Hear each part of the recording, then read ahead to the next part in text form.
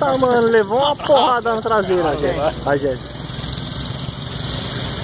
O capacete até saiu.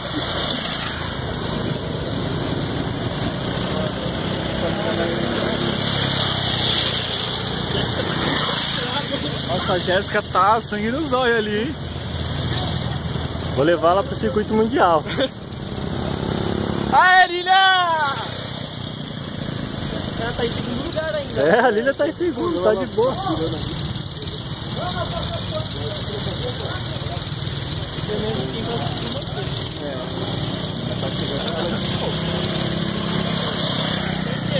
O capacete dela.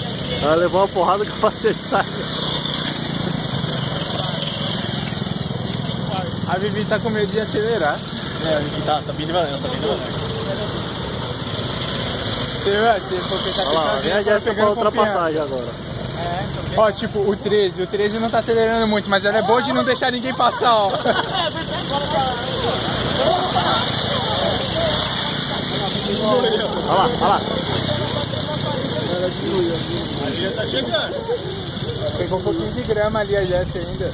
Ah, pegou condicionamento ali agora. Vai bater.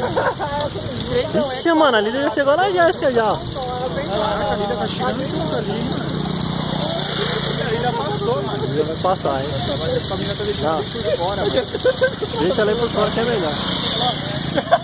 Pô, essa mina freou, velho. Ela é louca de bater? Deixa aqui pra eles pra frente. Segura a subida ainda.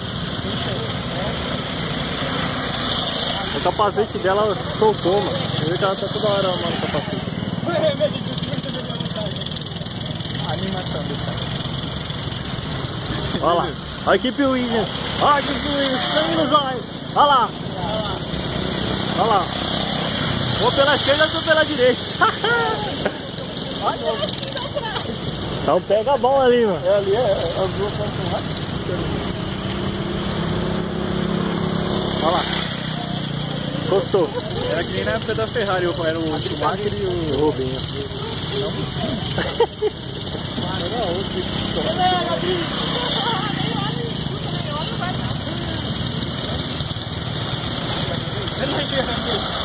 Pô, nós vai correr à noite.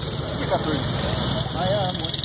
A gente já fez uma corrida à noite, agora uma mais da tarde. É bom que agora tá frio.